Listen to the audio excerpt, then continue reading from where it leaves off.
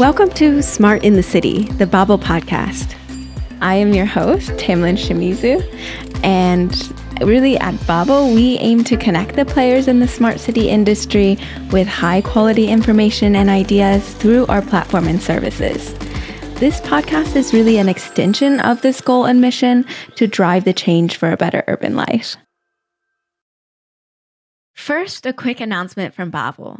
We are delighted to announce a new interactive online training course, Smarter Connected Places, experiential learning for tomorrow's urban leaders. You can find the link for more information and how to register in the show notes. Make sure to register by the 14th of October for an early bird discount. Now on to our regular programming. So today I have a very special guest with us all the way from Greece, my second Greek guest on the show so far. And her name is Katerina Nikolopoulou. And she works for the Greek-speaking branch of the Civitas initiative, which is the CIVINET Greece-Cyprus, as the network manager. But she really does it all. So welcome, Katerina. Hello, Tamlin. Nice to see you again and to be here with you. Yeah, always lovely to see you. And yeah, thanks so much for coming on the show. I'm really looking forward to hearing about a very special project to you. And that's going to be the subject of our podcast, really. And that project is called INCIRCLE, and it's an Interreg Med project co-financed by the European Regional Development Fund. And it's all about supporting insular and low density areas in the transition towards a more circular tourism economy. So, and you're working as a financial manager for that project? Yeah, exactly. But not just that's my main, let's say, role, but because the CIVINET, the network of CIVINET has the communication work package, is the lead of the communication work package. Let's say that we do a little bit of everything. Yeah. And I feel like that's your role with a lot of things, is you just doing it all, right? We're trying. Yeah, that's my experience so far. So, really interested to dig into this project. I think it's a new topic for maybe not a topic that's talked about enough, or a topic that's quite so in the forefront of when we speak about smart cities. Really excited to learn more about it also. Maybe to get us started before we really dig in, I was wondering if you know of a kind of fun fact or something about circular tourism economy. Do you have one in mind? Well, I do. I don't know if it's exactly like a fun fact, but it's a very interesting fact, which is that recycling 1 ton of solid waste can pay $101 more in salaries than disposing of it in a landfill. And if you think about it, if you find a way to reuse it, and actually you can increase significant jobs, the number of jobs. Like for every 1,000 ton of municipal solid waste, you can provide 80 jobs. Wow. Yeah, that is that is fun. I mean, it's interesting. No, but it's a good fact, and inspiring to know, like, to look at it from the economic lens, right? To see how we can really use these type of solutions also to boost our economy. Maybe to get us started on your background, can you explain just briefly about CIVINET Greece-Cyprus and what it does? Of course. CIVINET, as you said, CIVINET Greece-Cyprus is the Greek-speaking branch of Civitas, of the Civitas initiative, which is developed from the European Commission. So in a way, we are part of the European Commission, all of the CIVINETs. And here in Greece, we are trying to... Actually, we have more than 120 cities, municipalities as members, and our main goal is to promote sustainable mobility. in the Greek and the Cypriotic community. Of course, through that, in order to do that, we are helping the municipalities these days, mostly with the SUMP, the SAMPs, the Sustainable Urban Mobility Plans. But we work for them for other projects, for European projects as well. And this is our main goal, the prosperity of our cities, and to make our cities better, especially the Greek cities, because as most of the people know, we lack of infrastructure, we lack in a lot of things. So I think that it's like a good goal to try to help the Greek cities. Yeah, absolutely. And so what you lack in now, you excel in tourism, right? It's a huge tourism destination. Exactly. So I guess that's where this comes in, is trying to make a circular tourism economy, like trying to make it sustainable, right? So can you talk a little bit about what is a circular tourism economy? Yeah, of course, I will start that, yes, Greek is a very touristic place, but all the Mediterranean area is one of the most touristic areas in the world. So you can understand that all the flow of the huge flow of the tourists that comes usually in the summer creates a lot of problems for those places, and they change the place actually a lot. It's let's say if you go to a Greek island, it's way better during this. It's way different during the summer, and way different during the winter. So you can understand that there's a very huge need to balance this difference, this gap. So circular tourism works like let's say how everyone knows recycling. Everyone knows that it's better to use something and then not just throw it out, not just throw it away, but to find a way to use it again. Let's say that this very simple example is like how circular tourism works. You need to find ways to reuse, to renew, to regenerate, and to be more innovative in order to balance exactly what I said, to balance the difference between the different seasons in this kind of areas. Yeah, that makes sense. So it's really a balancing act. And you have to balance a lot, I suppose, with that huge influx of people coming in. Also, people when they're on holiday are just rude, aren't they? They just leave a bunch of trash around, and they're not the most respectful guests a lot of times when they come in. So I guess my next question is also, so the project, what areas does it really focus on? Like, does it focus mostly on waste management? Is it all related to also energy, water, mobility? What would you say are the biggest topic areas? Well, there are 4 pillars.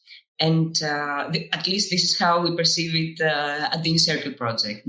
It's the water, it's waste, it's energy, and it's mobility. And I think that if you really think about it, with these 4 pillars, you cover everything in an area, and everything that not only, of course, the tourists, but of course the inhabitants of a place are doing. It's everything in their everyday life. Yeah, absolutely. So this project also focuses really on the insular and low density areas. So what are the specific challenges related to that versus a more high dense area?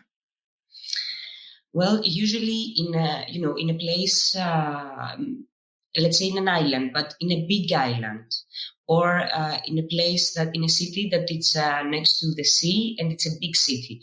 Usually you have the infrastructure and the policies that they're not there only for the tourists. They're there for the inhabitants in general, and for the prosperity and the well-being of their inhabitants in general. because those places, they are not active only in summer or only in during seasons of holidays. So but in places where they're smaller or with with fewer inhabitants, or that you can see that its activity of this area is more intense during summer or during periods of vacation, as I said before. You can see that there's a lack of a lot of things, and it's not just that they don't have the infrastructure or the policies or the measures or the good practices or the good examples, but they're usually, most of these places, they are so far behind the rest of the cities that it's difficult for the community during the rest of the period. You can see that there's a lack in, let's say, in water. At least in Greek islands, water is a very huge issue. You can see that during summer, even if you're a tourist and you are to an island, during the days that you will be visiting this island, you might also experience lack of water, like small breaks during the day or for a whole day or stuff like that. So you realize that this is something very important and very huge, not to have water at an entire area or even at an entire island. So it's very crucial. It's very crucial to try to balance this kind of, let's say, not just differences, but inequalities, or even in a way injustices, to have places that work like that. And to be attractive just for the tourists to go and do their holidays, while there's people over there that they live and experience these places on a daily basis, and of course all year long. Yeah, so really building an infrastructure and a place that's really for the citizens, the residents of the area, not just for the tourists, but having them also in cohesion, right? Yeah, really cool. Really interesting. So what can you talk about with which cities and other areas have you involved in the project so far? And what have you seen have been like the similarities that they face and also kind of the differences? So we have, in general, we are 17 partners, but the project partners that we started the project, they were from 6 countries: Greece, Cyprus, Spain, Italy, Albania, and Malta. So there's a very huge variety of the stakeholders, from the private sector to regions and cities and universities, and NGOs, and a lot of, as I said, a lot of different type of partners and stakeholders. And I think that this is the best way to when you try to approach such a concept, because as you can see, it's not focusing only on one area, only on one topic, but it's a more holistic approach. So of course you need the different types of stakeholders in order to achieve that, and to have, let's say, all the voices heard. Yeah, and that's really kind of the ambition of an Interreg project, right? Is to span different stakeholders, span different regions and countries. But I imagine the countries you name are quite diverse. So what do you think are the biggest differences that the different countries face? For example, in comparison to Greece, how are the challenges in Spain different? Or what do you think? Well, I think that, let's start with a cliché that even in between places that they are more, let's say, well organized, to places that they lack of this organization, you can always see good and bad examples. And there's no perfect place or something like that. Every place has its uniqueness and its own strengths and problems. So I think that at least as a Greek partner, it was, let's say, a little bit disencouraging to realize when you thought of what kind of pilot actions are you going to do, or when we helped the region of Attica for their circular strategy. It was really disappointing to see that it's not just the lack of infrastructure, but it's lack of data, it's lack of commitment, it's a lack of a lot of things, which you can see that it's happening in different levels, and not just, let's say, that the municipality doesn't want to, or the region doesn't want to change. But it's like a combination of everything. It's a combination of the mentality of the people.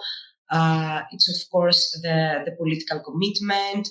So it's a little bit disencouraging to when you try to face a problem like that and to approach it. When you try to think, now where are we starting from? So, and this is. I said this because I wanted to connect that I think not the differences, but the most common thing between all of these areas is the data collection, is the lack of data and how to collect the data.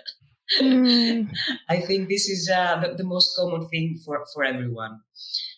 Even in places that you can see they are doing already something towards that direction to have mechanisms in order to collect data better.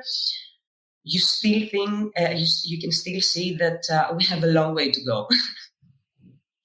Yeah, and I think that's echoed in many, many places from what I know also that we see. But I guess, how do we overcome that challenge? How do we start overcoming that challenge? Just start collecting data, putting more technologies in place.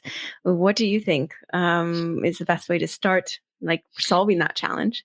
Well, I think that data is extremely important, and we should start from there, because without the data, then you're it's like you're going blind.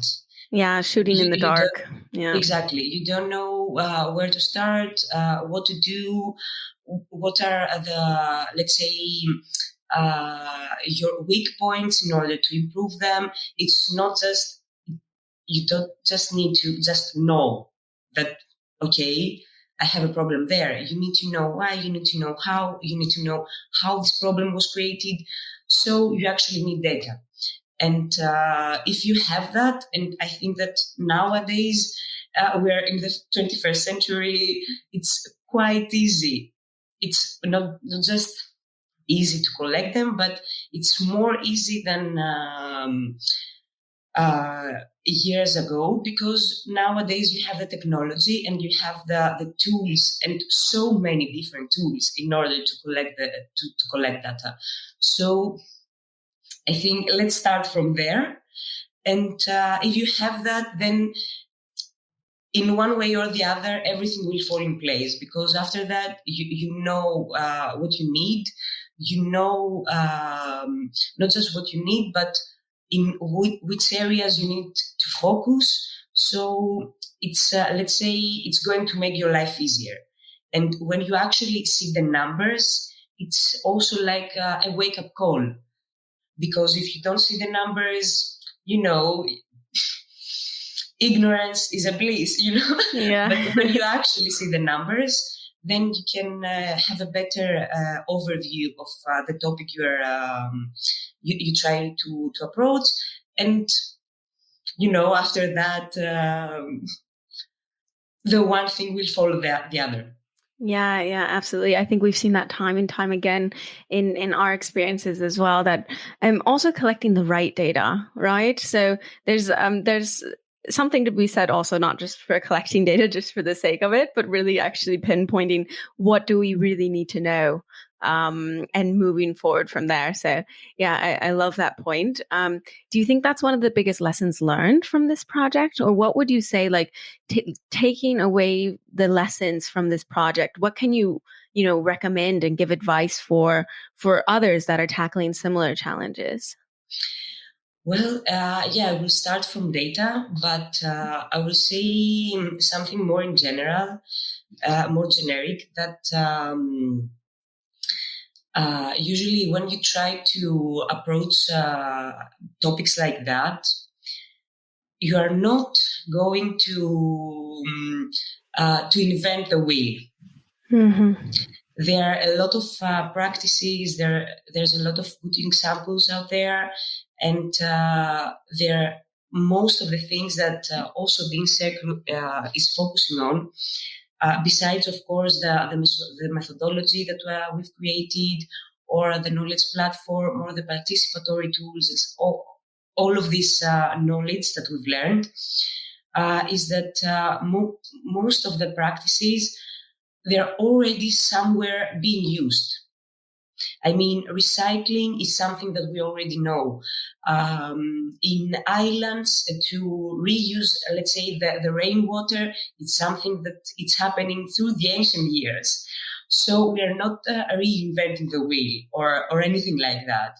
Is to understand the problem that you are facing, and to have the data and to seek for solutions that they have been already applied somewhere else. And usually this is going to help you because it's going to show you also the indicators or the problems they faced when they dealt with that problem or whatever. You can have so many good advice and consultation when you see when you are not going when you are not shooting blank, as you said before, but when you try to be more dedicated and to try to pinpoint those good examples and good practices, and try to see how this is going to fit in your case, in your situation.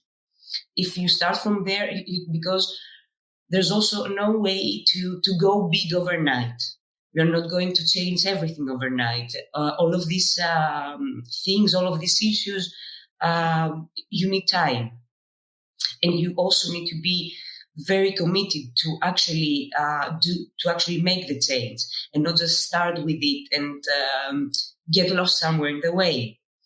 So especially with circular tourism, you need a more holistic approach, and not just an approach from the municipality or from a region or from a country. You need to approach everyone, all the stakeholders, the community, the tourists, because also the tourists need to be more and better informed. Yeah. Absolutely. It's not because it doesn't matter if I'm in a place and I'm living in a place like that, and okay, the municipality is going to approach me and is going to, let's say, train me or inform me about this kind of issues, and I'm going to help them in this journey, let's say, towards sustainable economy and sustainable tourism and circular tourism. But the people that they are going to visit my place need also to respect that and to get better informed and see how it will also help their experience there if they engage also, if they join also this movement, let's say. Yeah, absolutely. I think that's a really interesting point, to involve the tourists and communicate better with them as well. So also, I have a couple of tough questions. Maybe tough, I don't know. I think you're fairly well equipped. So I guess the question is, what are really the limitations of such a project, right? The project ends soon, I believe. And what happens after the project ends? And really, what is the limitation there? Well, I think that, as a Greek person, I'm very good at finding all the problems at a solution. So, the limitations could be a lot and very different regarding your way of viewing the things. Yeah. But I think that, to be honest, as the project is ending, at least from my perspective, they are going to be not just the people and the partners that worked at this project, but the people that they learned somehow from our experience, or they experienced it itself in a way, through our events or our webinars, our trainings, or everything that we've done during the project. That they are going to keep pursuing this this way of life, these good practices, and we in order to do the circular strategy of the region of Attica, we did a 3 event at the island of Aegina, which is very close to Athens. And we were super excited to see that there were so many people interested in this topic, and not just stakeholders from the city, but also from the citizens and from the community, a lot of different stakeholders. And their interest was so high that after the event, they were asking if we could do this like an annual thing, to get together and talk about this issue, and to pressure not just the region of Attica, but the cities themselves, and even if we could do it in a governmental let's say level, that we could do it at the national level, that we could do it also there. They encourage us to do it because they see that they value actually what circular tourism is and what it can bring to the area, what it can bring also to the citizens and to the tourists, because especially these places, they feel it like in their flesh, what it is to live in a place like that. And of course, they want to make better conditions for their lives. But of course, they want to attract tourists. They don't want to marginalize them or anything. But in order to do that, there's a very huge need of cooperation and of collaboration between all of them. So they also start to see the importance of circular economy and of circular tourism and of sustainable economy and sustainable tourism. So I think that no matter our obstacles and no matter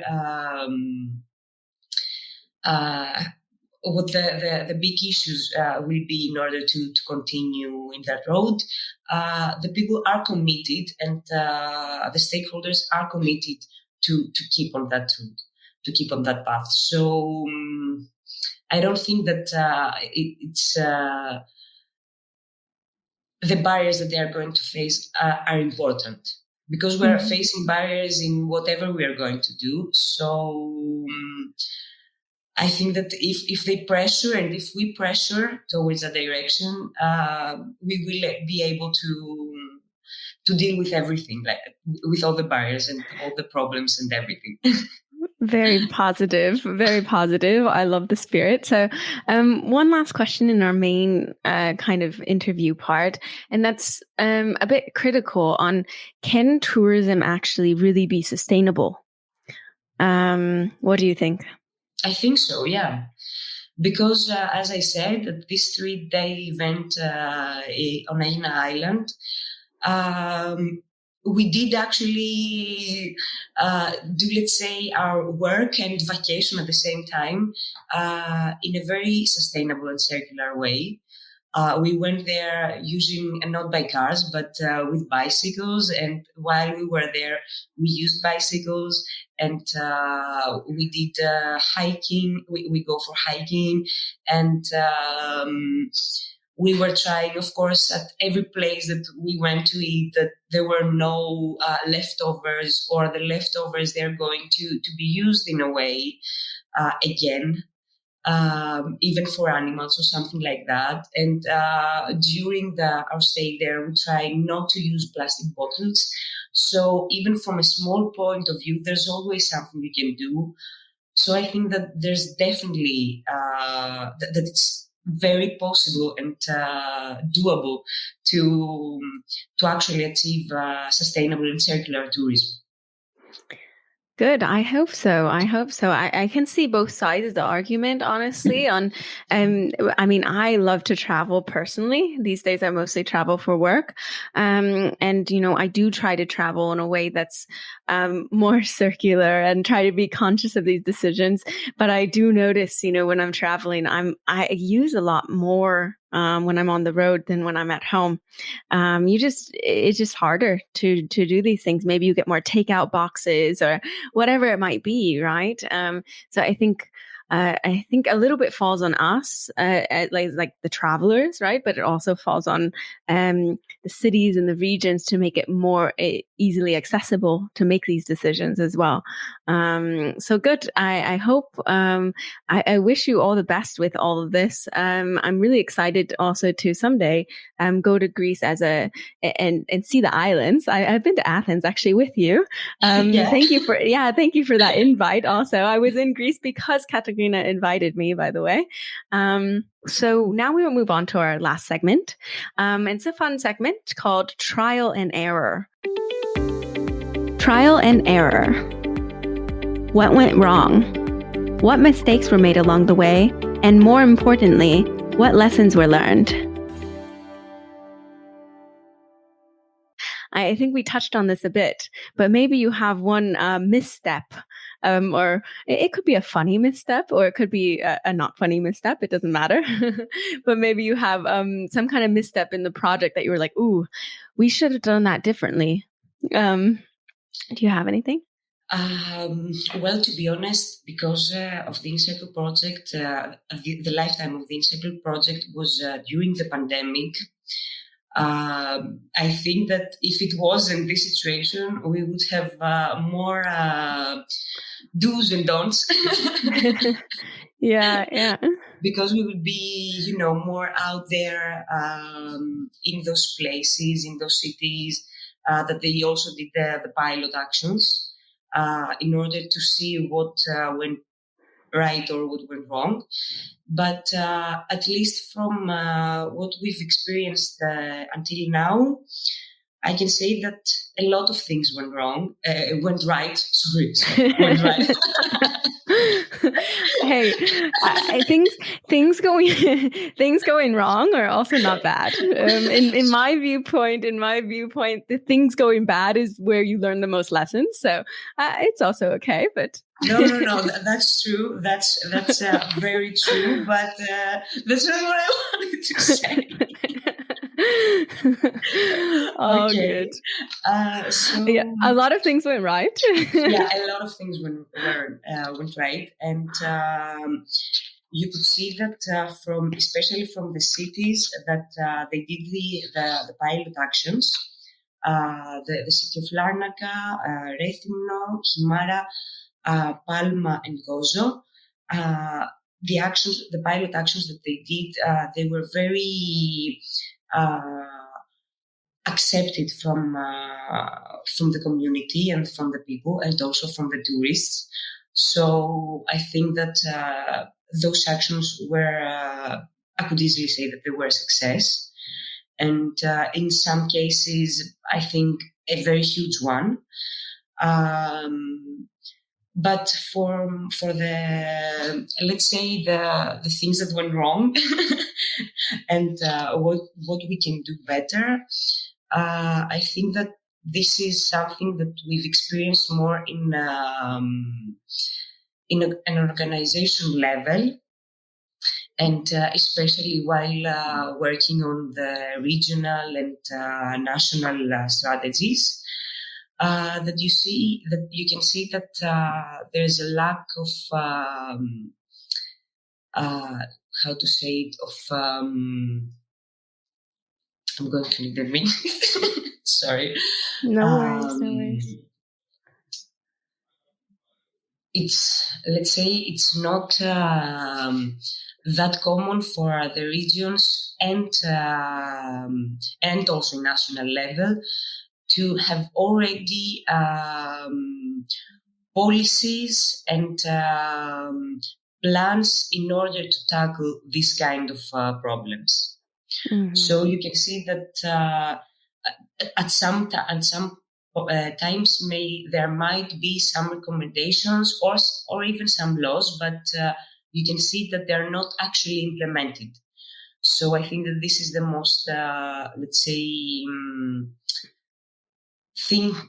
one thing that is wrong, and we need to change it. And this happened exactly, and this that exactly was the reason why we made these strategies, the circular strategies, not only for the municipalities but for the regions, and that's why we also selected those 6 extra territories to replicate these strategies. And to try to make one for themselves. Yeah, good. Thanks so much for sharing. And now is the last question, and that is a recurring question that we ask every single guest. And the question is, what is a smart city to you? Okay, I think a smart city for me, it's not a city that it's how to say it, that depends only on technology. A smart city for me is a city that can provide solutions that sometimes they might not have to do anything with technology or something super duper innovative, but to provide with solutions that works for the place that you are at. Mm-hmm. Because that's the most important thing. If it works, and it works well, then that's all you need. You don't always have to reach for the most, let's say, difficult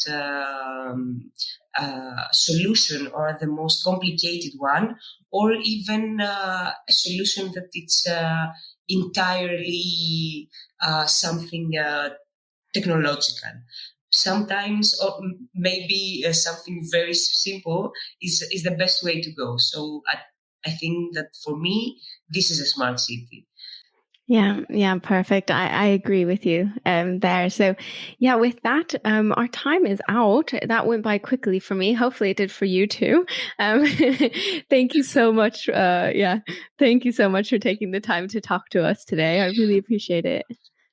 Thank you for having me here. And to be honest, I thought that this is going to be a very stressful situation for me, but you made it so easy, and the time did actually flew by. So thank you for this. And be sure that you personally, but also the Bubble team in general, will also have another invitation from me and from CIVINET to come again to Greece and to experience yourself the Greek islands and what circular tourism might be. I will gladly take that invitation sometime. So thank you so much. And thanks to all of our listeners. Don't forget, you can always create a free account on babel-smartcities.eu to find out more about smart city projects, solutions, implementations, and more. So thank you all. Thank you all for listening. I'll see you at the next stop on the journey to a better urban life.